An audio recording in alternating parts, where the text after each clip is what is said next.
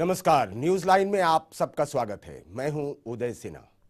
इंदिरा गांधी एक ऐसा व्यक्तित्व थी जिसने इस देश के जर्रे जर्रे पर अपनी अमिट छाप छोड़ी है। अगर एक मायने में कहा जाए तो आजादी के बाद का भारत के इतिहास दो भागों में बंट जाता है, इंदिरा से पहले और इंदिरा के बाद। इंदिरा गांधी को हमसे जुदा हुए 27 साल हो गए, लेकिन आज भी उनकी यादें इस देश की रग रग में जिंदा हैं। ऐसे में आज हम न्यूज लाइन में बात कर रहे हैं इंदिरा गांधी और उनकी शख्सियत की। जब तक मुझमें सांस है तब तक सेवा ही में जाएगी, और जब मेरी जान जाएगी तो मैं कह सकती हूँ कि एक एक खून का खतरा जितना मेरा है, वो एक एक खून एक भारत को जीवित करेगा। 31 अक्टूबर 1984 इस देश के इतिहास का एक ऐसा काला दिन जिस दिन क्रूर नियति ने इंदिरा गांधी को हमसे छीन लिया। आम लोगों के बीच इंदिरा गांधी की लोकप्रियता को इस बात से समझा जा सकता है कि उसके बाद प्रधानमंत्री की कुर्सी पर ऐसा कोई व्यक्ति नहीं बैठा जिससे आम लोगों का इतना सम्मान और स्नेह मिला हो, और जिसकी छाया में लोग अपने भविष्य को लेकर इतने आश्वस्त हों। कुछ ऐसा था इंदिरा गांधी का जादू। मुझे चिंता नहीं है कि मैं जीवित रहूं या नहीं रहूं, मेरी लंबी उम्र रही है, और मैं इस पर मुझे अगर गौरव किसी चीज पर है तो इस पे है कि सारा जीवन मेरा सेवा में गया, केवल इसके गौरव है और किसी चीज पे।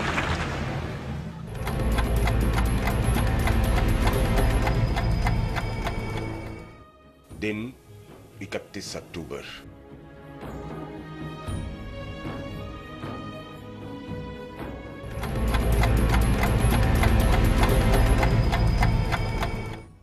साल 1984।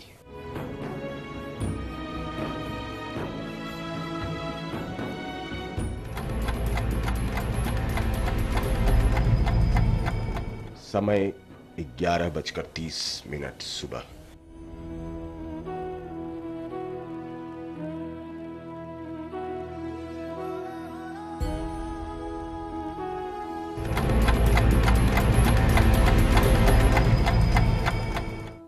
स्थान 1 सफदरजंग रोड।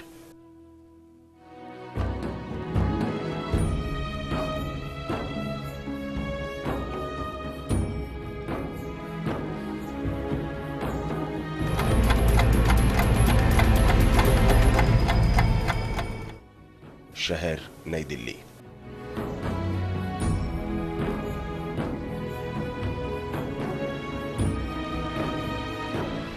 एक एक करके कई गोलियां हवा में गूंजी, पूरा माहौल थरथरा उठा और फिर अपने साथ भयानक खामोशी छोड़ गया। एक ऐसी खामोशी जिसने हर भारतीय को अंदर तक झकझोर दिया। अभी तो इस देश ने इंदिरा की उम्मीदों पर परवाज ही लगाया था कि एक झटके में सब कुछ खत्म हो गया। ऐसा लग रहा था कि क्रूर काल के पंजों की आहट इंदिरा ने पहले ही सुन ली थी। तभी तो उसी दिन देशवासियों के साथ आखिरी मुलाकात में इंदिरा ने कहा था, जब तक मुझमें सांस है तब तक सेवा ही में जाएगी, और जब मेरी जान जाएगी तो मैं कह सकती हूँ कि एक एक खून का खतरा जितना मेरा है, वो एक एक खून एक भारत को जीवित करेगा, भारत को मजबूती देगा।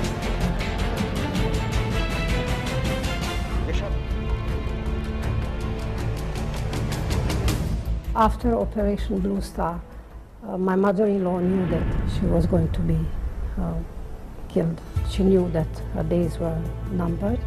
She had spoken to us, and then she spoke to my husband and I. She gave us instructions on what to do when this would happen. She gave us instruction on her funeral, on what she wanted to be done. सुबह इंदिरा अपनी मनपसंद पीली साड़ी में घर से निकली थी। देर रात अर्थी पर वापस लौटी।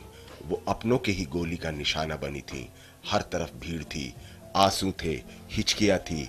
लग रहा था जैसे उम्मीदों का सूरज अस्त हो गया हो। हर कोई एक दूसरे को संभालने में लगा था। सांत्वना के शब्द अपने अर्थ भूल गए थे। दरअसल ये इंदिरा की मौत नहीं थी, इस देश की छाती पर लगा एक ताजा और गहरा जख्म था जिसकी टीस हम सब आज तक महसूस करते हैं। आज सवेरे नई दिल्ली में प्रधानमंत्री के निवास स्थान पर श्रीमती गांधी की हत्या करने की कोशिश की गई। उन्हें तुरंत all India institute of medical sciences ले जाया गया। वहां पहुंचते ही डॉक्टरों ने उनका उपचार शुरू कर दिया। मुझे नहीं समझ में आ रहा था कि उस वक्त मैं किस तरह वो न्यूज़ पढ़ूंगी, किस तरह उसकी तैयारी करूंगी। सिर्फ एक आंसू थे जो बेतहाशा बह रहे थे, जिसको मैं कंट्रोल नहीं कर सकती थी। मेकअप मैन कोशिश कर रहा था कुछ ठीक करने की, लेकिन तो उसी हालत में न्यूज़ कैमरे का सामना किया।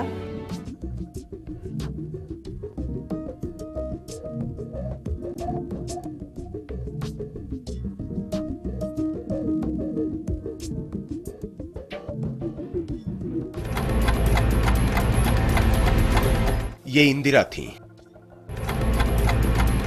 इंदिरा गांधी, निर्भीक, निडर और साहसी। मुझे चिंता नहीं है कि मैं जीवित रहूं या नहीं रहूं। मेरी लंबी उम्र रही है और मैं इस पर मुझे अगर गौरव किसी चीज पर है तो इस पे है कि सारा जीवन मेरा सेवा में गया। केवल इसके गौरव है और किसी चीज पर। मौत से मुलाकात के दौरान भी इंदिरा उसी दृढ़ता के साथ खड़ी रहीं जिसके लिए दुनिया भर में उनकी पहचान थी। लोग साल 1971 को कैसे भूल सकते हैं। इंदिरा ने अकेले दम पर दुनिया का नक्शा बदल दिया था। बांग्लादेश अस्तित्व में आ गया। पाकिस्तान अपनी हार पर शर्मसार था। पहली बार अमेरिकी दादागिरी को मुंह तोड़ जवाब मिला था। समय के उस दौर में इंदिरा के तेवर अपनी कहानी आप कहते हैं। Well, surely that the massacre there stops, the rape stops, the burning of villages stops. Can it not be fairly put to you that you're contributing in a way to the exodus of the refugees by your support for the Pakistan guerrillas? Now, mustn't you, in effect, face the question of having to reduce your support for the guerrilla armies operating in East Pakistan? Does that mean we allow a massacre to continue? What happened first? How many people were killed according to your correspondence of British newspapers, of American newspapers, of French newspapers, Canadian newspapers, Arabian newspapers? No, what does quietly mean? Does it mean that we support the genocide? And do you think it can be stopped? Do you think people are going to sit aside and watch their women raped in front of them? And say that, no, we are going to quieten the situation? That's not quietness. That is the worst possible type of war, it's the worst possible type of violence. गुलामी की लंबी जद्दोजहद के बाद देश को आजाद हुए बमुश्किल एक दशक बीता था।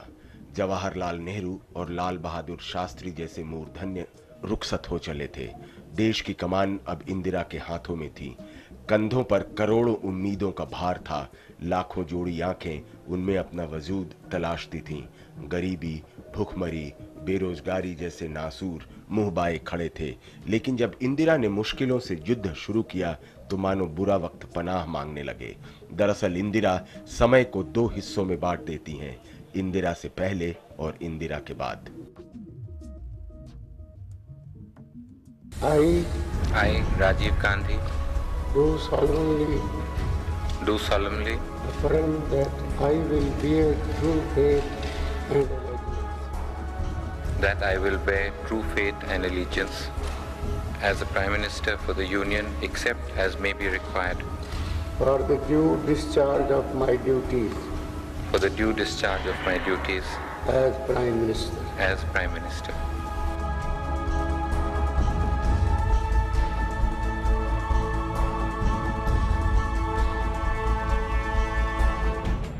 जब तक मुझमें सांस है तब तक सेवा ही में जाएगी, और जब मेरी जान जाएगी तो मैं कह सकती हूँ कि एक एक खून का खतरा जितना मेरा है, वो एक एक खून एक भारत को जीवित करेगा, भारत को मजबूती देगा।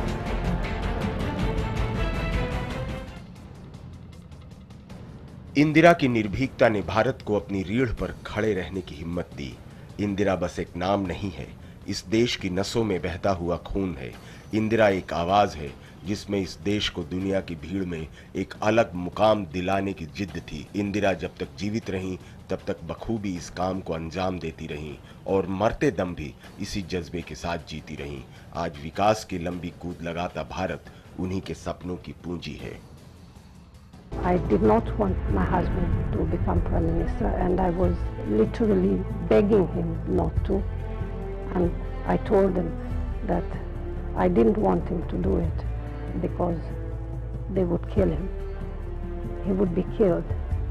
And my husband answered, I would be killed in any case.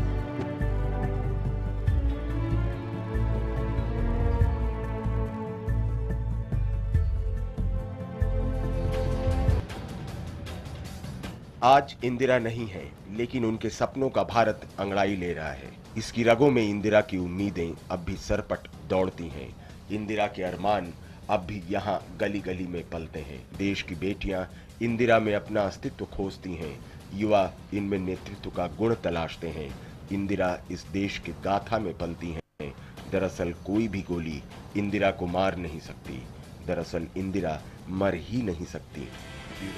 Bureau report के साथ जयशंकर, चैनल 1। उनका एक सपना था, एक अखंड, शांतिपूर्ण, खुशहाल भारत का, जात पात भेदभाव से दूर, जिससे हम सब एक बड़े परिवार की तरह रहें। उनकी अकाल मृत्यु से वे अपना काम अधूरा छोड़ गए।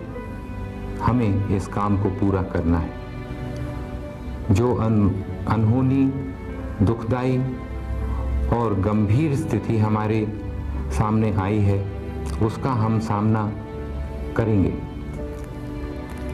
इंदिरा गांधी की मृत्यु हो गई, पर उनकी आत्मा जिंदा है। भारत जिंदा है। भारत अमर है। भारत की आत्मा अमर है। वो अपनी जिम्मेदारी को समझेगी और उसका बोझ हिम्मत और उत्साह के साथ उठाएगी। तो इंदिरा गांधी के बारे में कहा जाता है कि उस समय की कैबिनेट में अगर कोई मर्द था तो वो स्वयं इंदिरा गांधी ही थी। आम जनता उन्हें प्यार करती, सम्मान देती थी। तमाम विरोधाभासों और अंतर विरोधों के बावजूद इससे इनकार नहीं किया जा सकता कि वो लगभग तमाम मोर्चों पर देश को मीलों आगे ले आई थीं। चैनल 1 की तरफ से इंदिरा गांधी की 27वीं पुण्यतिथि पर हमारी श्रद्धांजलि। हमें दीजिए इजाजत। नमस्कार। जब तक मुझमें सांस है तब तक सेवा ही में जाएगी, और जब मेरी जान जाएगी तो मैं कह सकती हूँ कि एक एक खून का खतरा जितना मेरा है, वो एक एक खून एक भारत को जीवित करेगा।